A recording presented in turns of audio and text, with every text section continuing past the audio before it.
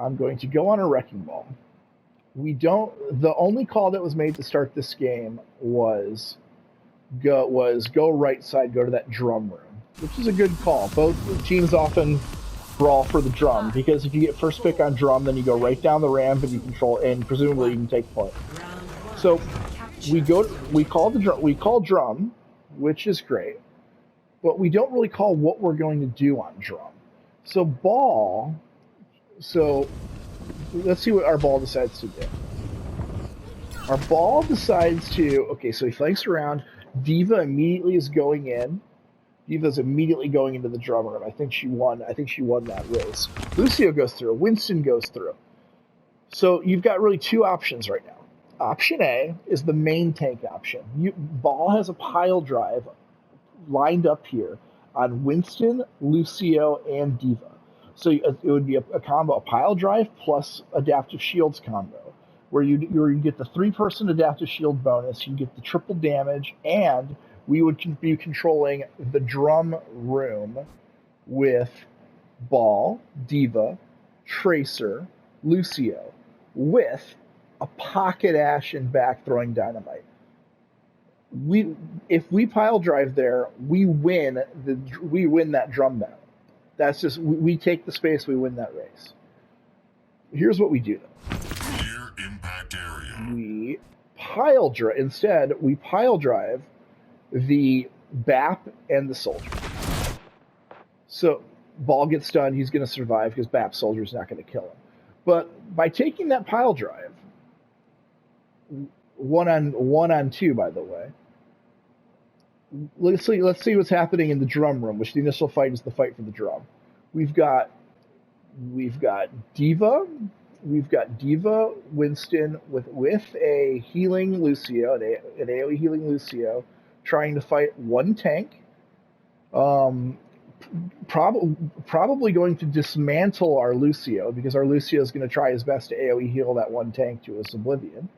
And a Tracer who's going to have to run away or he's just going to get destroyed because he's the squishiest person in the game. So, let's just see what happens. We're going to lose that fight because we let the enemy team take drum one. Lucio's trying as hard as he can on AoE. He gets pushed out. It was inevitable. He's dead. Diva's crit. She tries to save him. She couldn't save him. We get a pick on Kree, but it's too late. It's too late because our guys are crit. We lost a healer, and they're already on the capture zones. The enemy team's going to take that team fight. So basically, what we just illustrated is we win that team fight. We win that team fight if we pile drive the enemy tank line, and we control drum room, which is, it's theoretically what we're going for there. If we're pushing right side to drum, we want to capture that geographic location.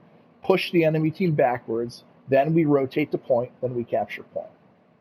Now, this isn't, it sounds like I'm just shitting on Wrecking Ball. I'm not shitting on Wrecking Ball, because what Wrecking Ball did there could have worked had we had coordination and shot calling. But we didn't do that, and that could be on a bunch of us. It could be on the ball. It could be on all 6 of us, because it's a team game. So now I'm going to pick on Flash. So let's see what Tracer does here. Tracer goes right side on drum room. He sees Ball go right. So game sense would say, all right, we've got a flank route going. If I'm Tracer here, I'm taking that flank route with my Wrecking Ball because I'm a flank hero.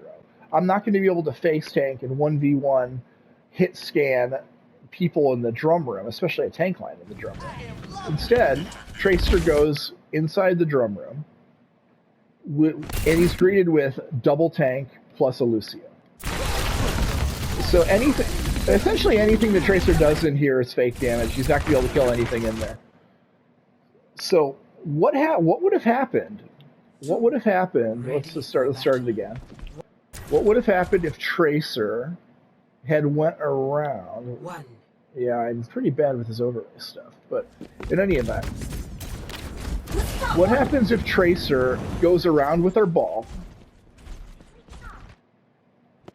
Goes around with our ball this way, and engages on pile drive, which is what happens. Engages the BAP or the Kree on pile drive. Is that a 1 clip? I mean, BAP could throw down IMO, BAP can self-heal. Maybe it's a 2 clip. But the point is, if we're going to run Wrecking Ball to start the game as a backline hero, meaning attacking the enemy backline, then he's got to have help, or else we're conceding we're going to lose the frontline fight, which is why our D.Va lost the frontline fight, because D.Va, as good as Sarah is, she's not going to win a 2-on-1 against enemy tank line. So in this perfect world where we go Flash's Tracer flanks right with her ball, maybe we send our Lucio flanking right with those two too. It's a coordinated thing. Then and that's probably actually the play there. To be honest with you, you run a 3-3 split. You run ball Tracer with Lucio. Kill the soldier, kill the BAP, or kill one and then run away. Then the pocket Ashe with the D.Va playing more conservative. They're going to be able to walk forward in the drum, and then we're all going to be able to converge on the stragglers and win that fight. So basically, the key here is coordination and communication. It's not the end of the world for us to take Wrecking Ball and attack the backline, Baptiste and Kree, but doing it one on two, it's a net negative because it's fake damage, it's wasting an ability. It's conceding space. And just looking at it in terms of raw mathematics, you would have had more damage, more ult charge, and more adaptive shields utility had you just pile drove the double enemy tank line in the Lucio. So that's essentially why we lose first point, because we lose control of the drum. And we lose control of the drum not because ball through, but because of bad communication and bad coordination. So, moral of the story, we as a team, we need to tell each other what we're doing, and we need to call what we're doing. If we're running a main tank, the main tank has main tank Wrecking Ball. The main tank has two options: frontline it, which works in opening battles, or bring some friends along and attack the back line. But soloing the back line, you're not going to win a team. You're not going to win that. You might be able to do it on some stupid Zen and solo queue, but it's not going to happen in high-level scrims. That's all I've got for this initial VOD. I hope that helps. And we'll be doing more of these in longer length and shorter length moving on during the season. Thanks so much, guys.